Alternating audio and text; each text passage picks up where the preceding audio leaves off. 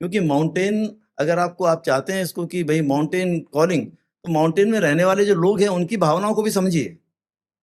आखिर वो लोग क्यों नाराज हैं, वो क्यों गुस्से में हैं? उनको तो खुश रहने दीजिए, ज्यादा टूरिस्ट आए, लेकिन वो ज्यादा टूरिस्ट आने से खुश नहीं है।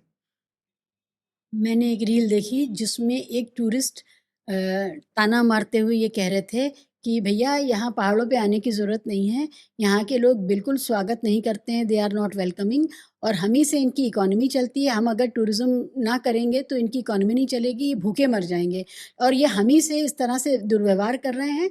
तो यहाँ पर कुछ भी आके ख़रीदने की ज़रूरत नहीं, यहाँ आने की ज़रूरत नहीं है, अपना लेके आओ और इनकी इकोनॉमी को सुदृढ़ मत करो। ये एक प्लेन्स का टूरिस्ट कह रहा था नाराज़गी में, जो अब आप बात कह रहे हैं मैं उसको रिलेट कर पा रही हूँ। नहीं, बिल्कुल देखिए, ये बात है कि बहुत से लोग जब केदारनाथ जाते हैं और इधर भी गंगोत्री यमुनोत्री में जाते हैं तो उनकी बहुत शिकायतें हैं कि यहाँ पर ये पानी की बोतल इतनी महंगी है, यहाँ पर ये इतना महंगा है, लोग ऐसे हैं, दुनिया भर की शिकायतें होती हैं।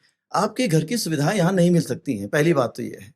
दूसरी बात जो है, ये बहुत आसानी से कह दिया जाता है कि साहब हम नहीं करेंगे तो तुम भूखे मर जाओगे, तो क्या करेंगे? तो हम भी बोलेंगे हम भाई, अब देश की सीमा है, हम इस देश का 60-80% पानी पहुंचा रहे हैं, हम बंद कर देंगे तो क्या होगा? तो ये फिजूल की बातें हैं, इस कहने से कोई फायदा नहीं। लेकिन क्या इंडियन टूरिस्ट जो लंदन जाता है, जो पेरिस जाता है, कभी बोल सकता है कि हम तुम्हारे यहाँ के तुम्हारा बिजनेस बढ़ा रहे हैं? अंग्रेजों वहां तो जाके नतमस्तक होते, एक जुबान तक नहीं खुलती है।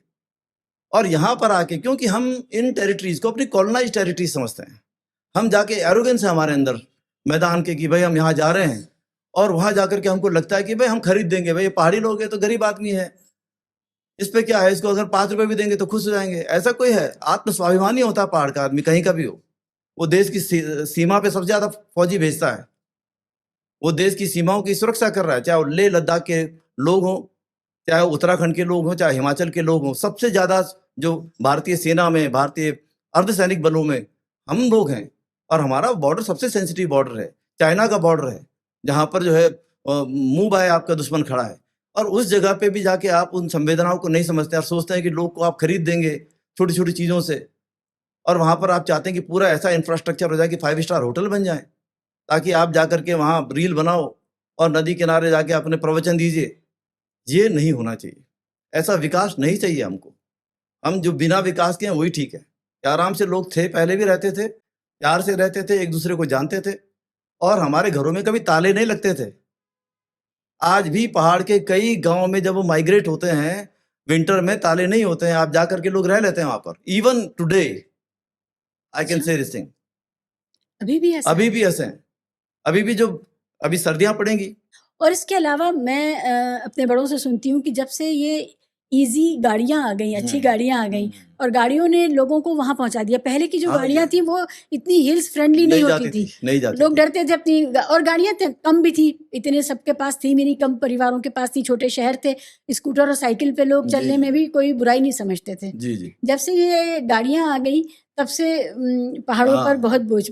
गाड़ियों के अलावा जो रोड जब ज्यादा बढ़ गई है, चौड़ी हो गई है, चौड़ाकरण के नाम पे बहुत हुआ, हुँ। तो मतलब ठीक है, रोड बननी चाहिए, तो उसमें कोई आपत्ति नहीं है। दूसरी चीज ये भी है कि क्योंकि ये बॉर्डर एरिया है, तो बॉर्डर एरिया के कारण से जो था, सेना के जो साजो सामान के हिसाब से भी वहां बननी है, तो वो जेन्युइन है कि सड़कें बननी चाहिए। कितनी बननी चाहिए, कितनी चौड़ाई होनी चाहिए, तो वही विशेषज्ञ बताए। कई विशेषज्ञों ने इस पे सवाल खड़े किए थे, लेकिन फौज की जो नीड्स हैं वो भी एक इसेंशियल नीड है, तो उसको तो नहीं मना कर सकते कि भाई, क्योंकि वो हमारा सीमावर्ती क्षेत्र है, और वहाँ कई इलाकों में अभी भी जाने में बहुत वो है, परेशानी होती है।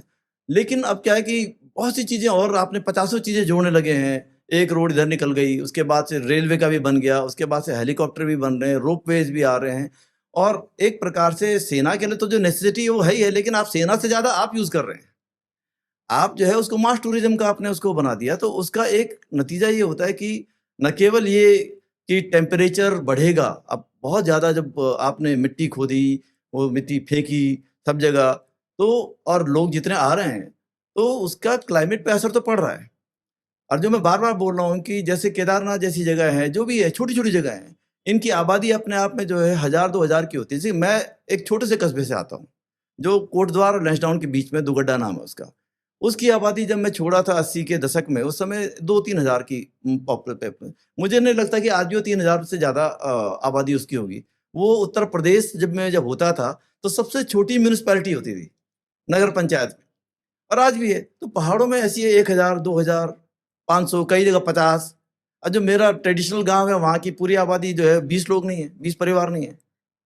मैंने भी आते-जाते देखा है गाँव के एक छोटी-सी पट्टी पर लिखा होता है गाँव का नाम जी। और आबादी, कुल हाँ। संख्या कितने हाउसहोल्ड हैं। जी। उसमें एक गाँव में 68 लोग हाँ थे। जी, हाँ जी। बिल्कुल, बिल्कुल। मतलब टोटल 68 लोगों का गाँव था वो। बिल्कुल। तो आप सही कह रहे हैं, पहाड़ों पर ये बात है कि बहुत स्पार्स है पॉपुलेशन और ये जो क्या मैं कहूँ, मैं बहुत अपराधी खुद भी महसूस कर रही हूँ। अब तो मैं नहीं जाती बहुत सालों से उत्तराखंड और हिमाचल के पहाड़ों पर, लेकिन हर जगह आप देखिए वो नूडल्स के पैकेट, बियर की बॉटल्स, कैन्स और चिप्स के पैकेट, ये कोई पहाड़ हमारा बचा नहीं। दूर ऊपर तक चले जाइए तो भी लगता है कि नहीं, मैंने तो बहुत देखा जैसे ये, ऐसा लगता है कोई यहाँ से कूड़ा ले जाके वहाँ डाल आया है, इतना कूड़ा वहाँ दिखता नहीं, है। ये बहुत बहुत ज़्यादा दुखद है, क्योंकि जब आप गौमुख की यात्रा करते हैं तो गंगोत्री में जो है फॉरेस्ट डिपार्टमेंट का बना हुआ है। उसमें बाकायदा नोट कराया जाता है कि आपके पास कितने बैग हैं। जैसे 1 बैग है, 2 बैग हैं, तो उसमें ये भी नोट करते हैं कि कितने रैपर्स हैं, आपके बिस्कुट के पैकेट कितने हैं, और वो नोट करता है वहाँ पर, और वापस लाने पे आपको वो करना पड़ता है। लेकिन लोग उसको भी कंसील करके जाते हैं, क्योंकि ऊपर भी कूड़ा फेंकने का है। जी। और मैं ये कह रहा हूँ कि जब आप यहाँ पर आ रहे हैं, मतलब प्रकृति हमारी सबसे बड़ी भगवान है, और हमारे सब जो गॉड हैं वो सब प्रकृति वाले हैं। तो आप अगर उनको प्रसन्न करने के लिए आ रहे हैं तो कम से कम उस नदी को, जिसको हम माता बोलते हैं, वहाँ कूड़ा मत फेंकिए। उस माउंटेन में जहाँ आप जा रहे हैं उसको, उसकी, वही मैं बोल रहा हूँ बार-बार कि उसकी संवेदनशीलता को, कि मैं इसको 2 तरीके से देखता हूँ।